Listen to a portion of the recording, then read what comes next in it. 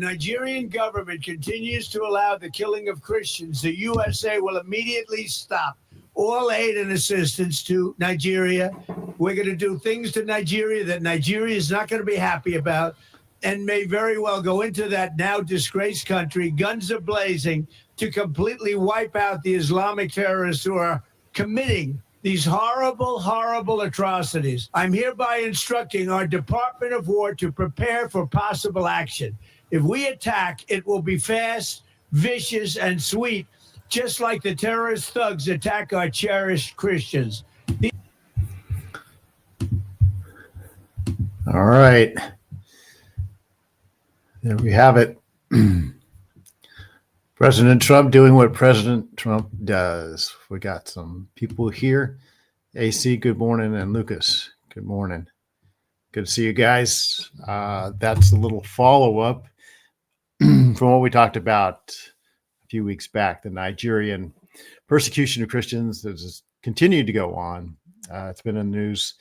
More and more people are starting to recognize this and bring it up.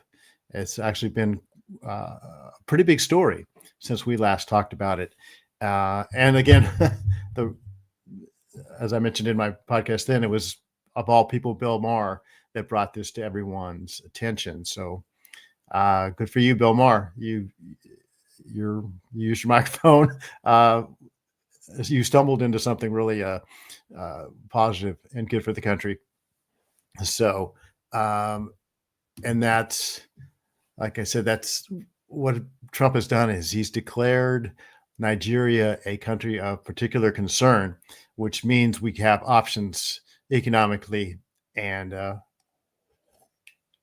as he's saying, militarily. I really seriously doubt that Trump is going to go in and put boots on the ground, but this is what President Trump does. He uses his bully pulpit. He uses his world stage to bargain, to deal, to leverage.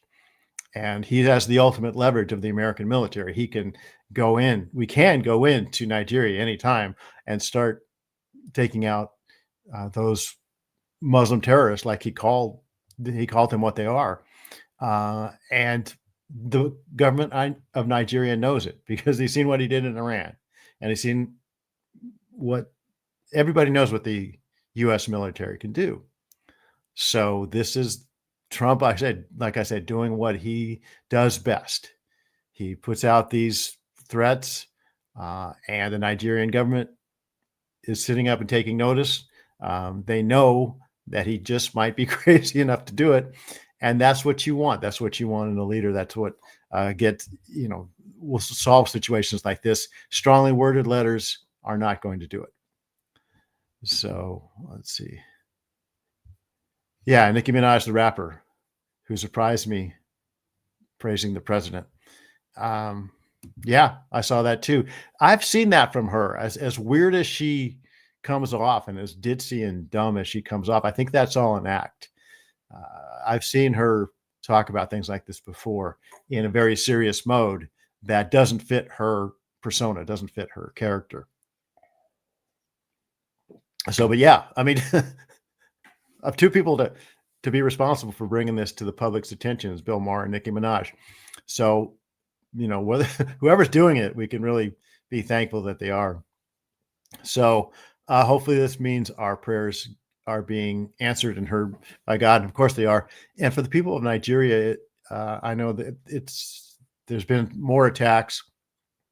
There was a viral video of which I probably should have shown, but of a pastor standing in a mass grave of Nigerians, a Nigerian pastor saying, "You can't tell us there's not a Christian persecution going on here," which some people are trying to do. A lot of people are trying to say, no, that's misinformation, whatever. For whatever reason, they don't want to acknowledge this. And I think it's just because there's just that anti-Christian bias that we all know. So, but it has gotten the world's attention. And for the Nigerian Christians, all they want is, and they have said this, all they want is for their persecution to be acknowledged. They just want to be seen. I don't know that they're necessarily asking to be rescued from it, because they know, like we all do, that this is a blessing. So that's kind of a recap. I just wanted to recap that what we talked about a month ago, because it was so important. And I had to confess to myself, I had been sent several notifications on this by the group, the Jay Sekulows group, and it just didn't register with me because it's way off into Africa, and I just I must not care, but I do care because these are my fellow Christians, and again, that's who our first obligation to. Who our first obligation to is our fellow believers in the universal body of Christ. So, and again, people have said, the Christians are not the only ones being persecuted. There's Muslims being persecuted, and that's true, but they're being persecuted by other Muslims, by the same people that are persecuting the Christians. So, and President Trump and America's not a Muslim nation. So we have, very little to say to Muslims who don't particularly like us, and for the most part, not all of them, of course, and a lot of Muslims have come to America and become Americans. But on this front, we have to speak up for our fellow Christians first and foremost. We have some new people here. Timothy. Good afternoon. Okay. We're morning here. So good to see you, Timothy Peters. Welcome, Timothy. So in transition to that, I wanted to talk about how this will apply to us as Christians, then thinking about what just happened in the elections on Tuesday, where the Democratic Party had a pretty good day and showed that the Democratic Party is not dead. And anyone who thought so doesn't know politics. But in a lot of ways, it was a bad day for the Republican Party, and for President Trump. But on the other hand, these were blue states, and the Democrats did well in blue states, which tells me, knowing the state of the Democratic Party, how radical it's become, that radicalism wasn't refuted by Democrats in these blue states. In New Jersey, the attorney general who threatened to kill his opponent won handily. So the Democratic Party just sent a signal that they're not going to de-radicalize. They're all in on the radical turn their party has taken. You really can't. I've been trying to come up with another way to take that. And it's pretty much obvious that that's what they've done. So we have a rival party. If you're conservative Republican, or if you're just conservative, independent, whatever, one of the major parties is full on embracing political violence, or I don't know if they're embracing it, but they're either turning a blind eye to it or they're tacitly endorsing it. And that means in the future, we can look forward to more political violence directed at us as conservatives, but more importantly, directed at us as Christians. And I wanted to show this video I ran across. As soon as I bring it up here, and it's where I got the title of this show today, and it's something from CBN, and I'll add to the stage here, and we will take a look at it. America has seen a deadly surge in violence against churches this year. Places once considered safe for worship are too often becoming targets. In response to this dangerous trend, more church leaders are stepping up security. CBN's Paul Petit reports. In Decatur, Arkansas, New Wine Ministry celebrates the Feast of Tabernacles, while 2 Vietnam veterans patrol the area outside. that kind of an event will draw people that are curious and perhaps have some type of ulterior thing that they want to do to cause trouble. Having security personnel is important to Pastor Vincent Xavier. We don't want to walk in fear. We don't want to walk in, a fleshly or carnal way. But at the same time, we want to be careful and cautious because there are people and their lives matter, and they deserve to be having the right to fellowship where they can be at peace and not being worried about somebody coming in and doing some really horrible things, which we see everywhere. It includes this attack in Michigan from September, when a man set a Mormon church on fire after killing 4 people and injuring 8 others. In August, 2 children were gunned down during a Catholic mass at a church in Minneapolis. A month before, 2 women were shot to death during a Baptist church service in Kentucky. A lot of churches are starting to see that they better step up because rules have changed.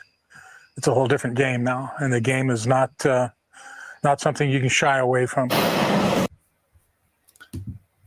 Okay.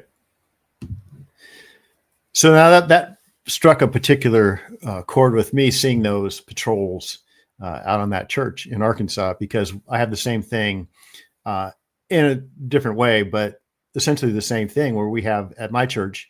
My church is a heavy military church. We're up here in North San Diego County by Camp Pendleton, which, if you don't know, is a huge Marine base here on the West Coast. So we have a lot of Marines at our church, Marines and former Marines. I guess you're always a Marine, right? And during our service, we have 5 or 6 combination of Marines and police officers standing guard, keeping an eye on things.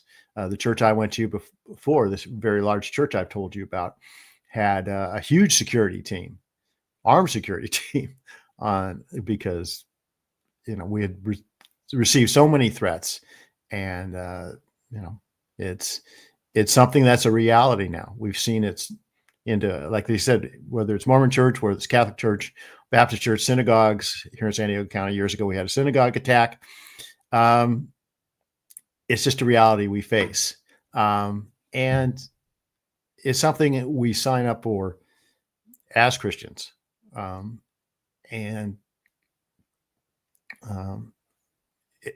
that, like the pastor was saying in Arkansas, yeah, we don't want to walk in fear. Too many people do walk in fear now.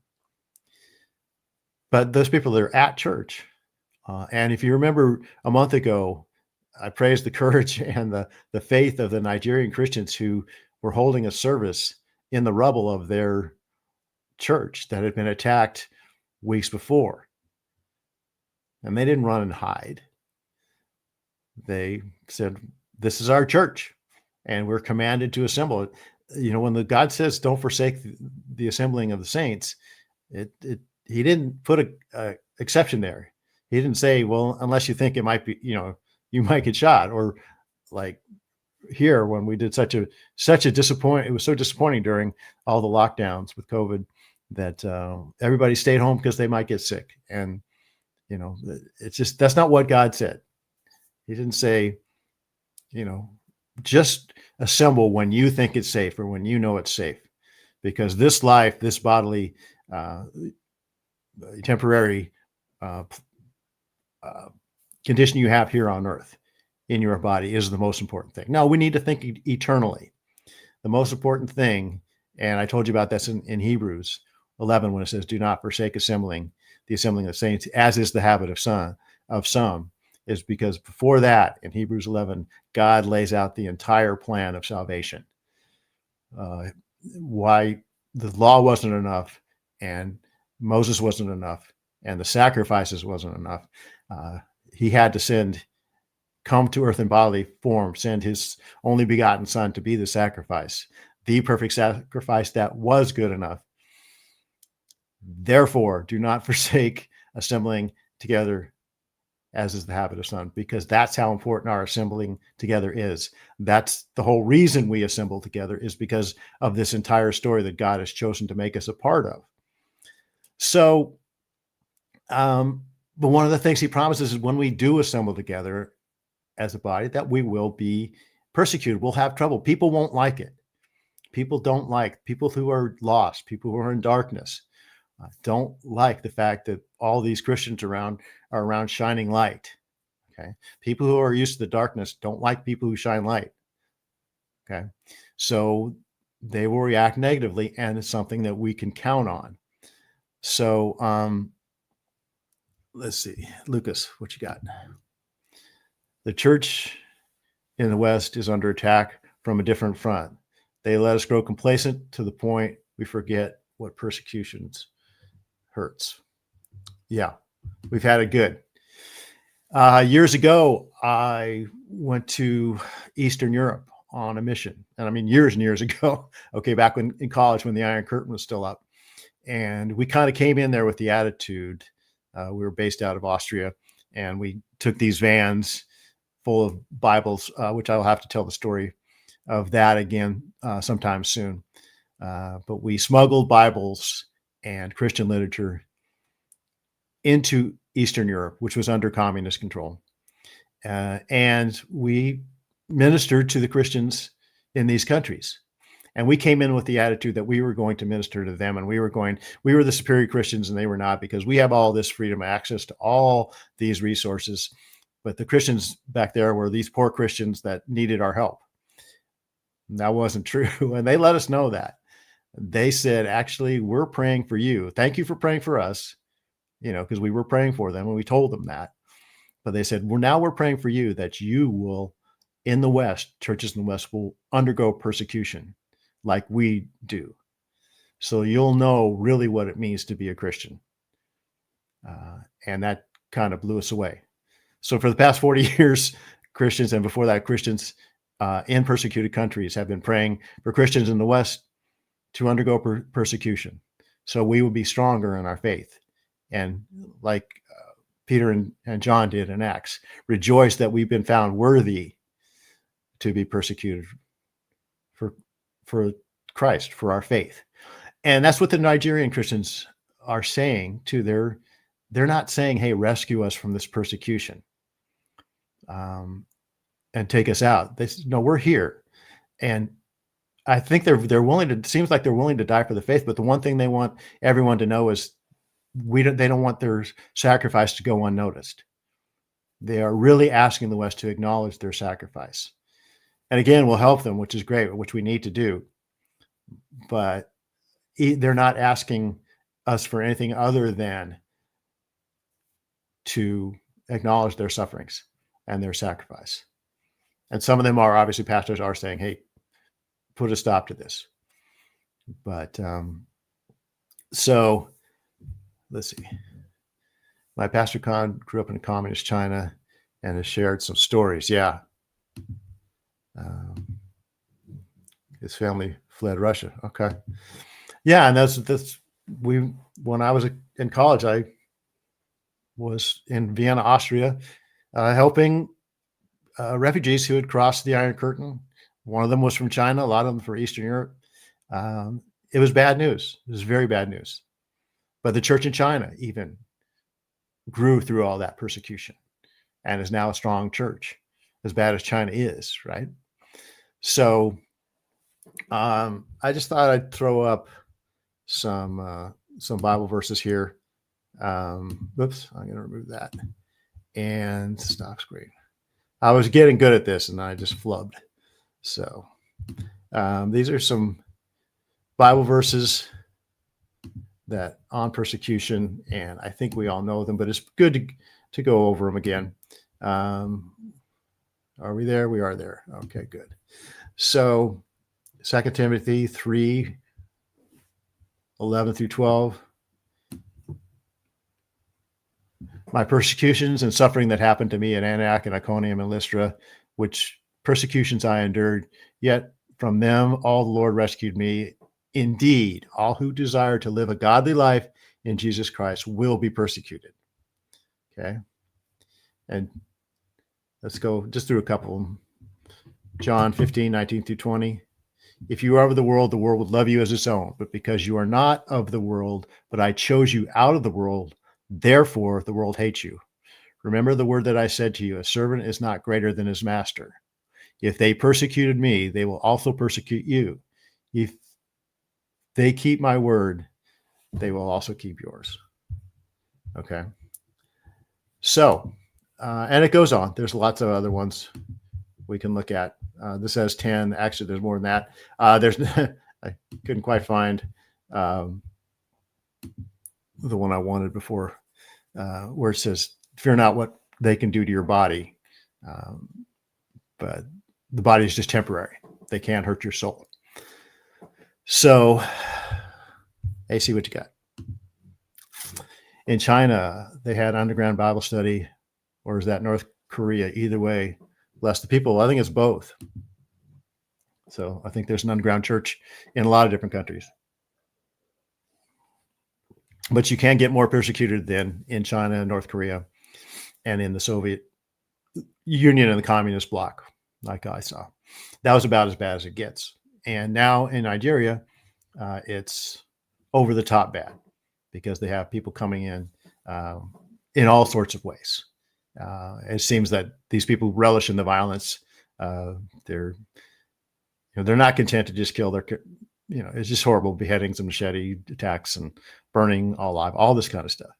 So what we can do here is expect the same type of thing. What makes us think that we're exempt from all this just because we're Christians in the United States of America? And I think the rumblings of that have started. It started probably a little while back, but now, again, we're faced with this situation where we have a communist mayor just got elected to the biggest city in the country, and a candidate that threatened to kill his political opponents, or dreamed of killing his political opponents. You might as well have threatened them one-handedly. And this will continue to grow. These things don't often start and then smolder out. You can pretty much tell what's starting now. And again, Michael talks about this a lot. We live in an assassination culture. We live in an increasingly violent culture where we have been told that our words are violent.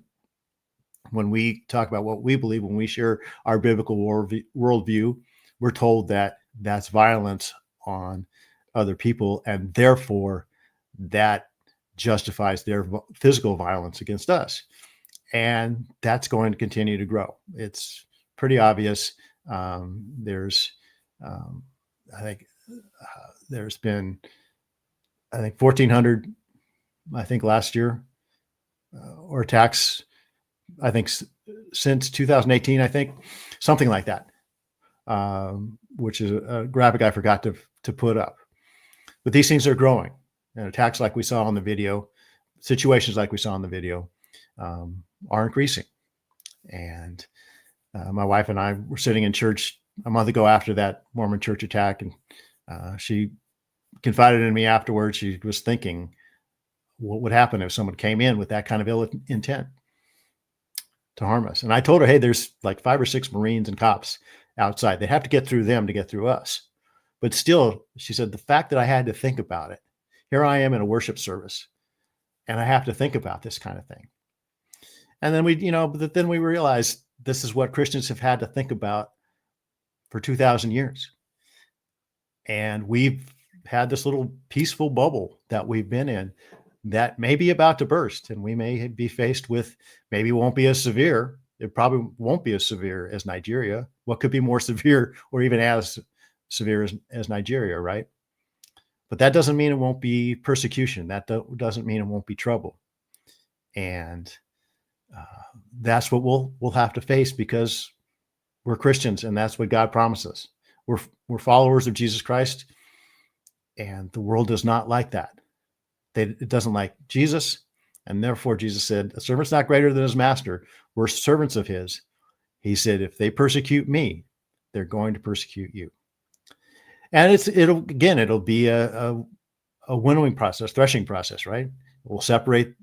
This is how God will separate the wheat from the chaff, and he'll separate the sheep from the goats. This will be a strengthening of the church. The church is always strengthened through persecution. And the church right now is kind of surging in the United States.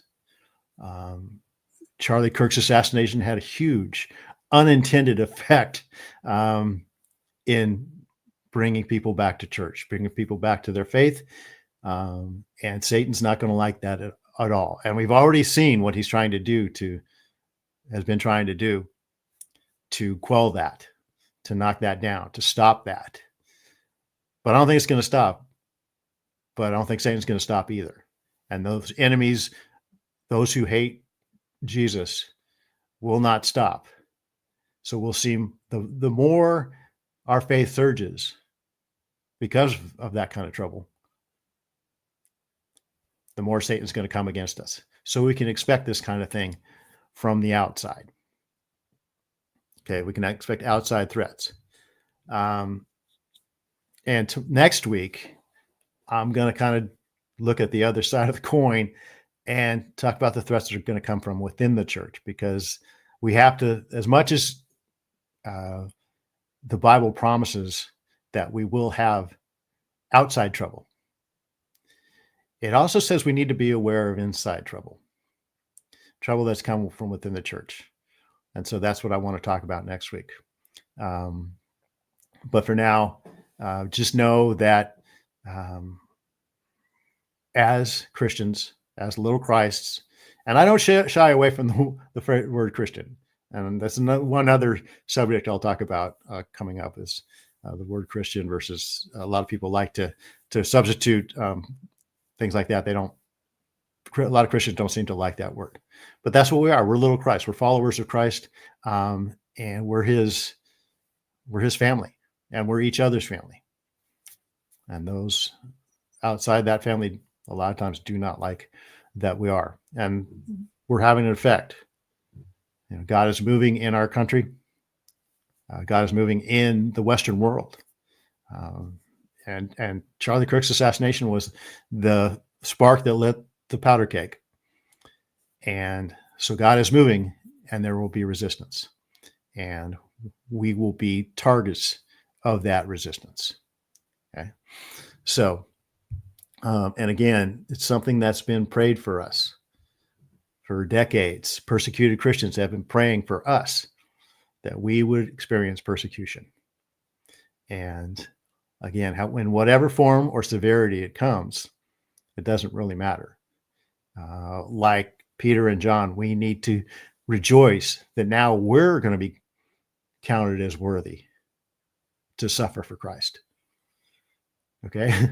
The blessing, we finally get the blessing. Some blessing, right? But for years, Christians around the world have been persecuted, have been found worthy to be persecuted for the name of Christ. And for some reason, by the grace of God, we have not. And I think that's about to change. But we need to see it as a blessing, and we need to be prepared for it. It needs to be talked about from the pulpit. It needs to be talked about in small groups. It needs to be talked about on the dinner table. The conversations like my wife and I had after church. This is coming. And as Christians, we need to be ready for it. We need to pray for strength, for not only for ourselves, but it will make us conscious of all the sufferings of people around the world, Nigeria and other places. So out of curiosity, I will be talking about that soon. Revenge. Okay. That is something that we will be talking about. So, but we're out of time. And I will be on with Ben tomorrow. And so I will see you then. Thanks for listening. Thanks for the good comments. And again, if you're watching this on video later, share some more comments, because we do post this and we'd like to hear from you. What do you think about persecution of the church here and in the rest of the world? So thanks for listening, guys. I will see you tomorrow.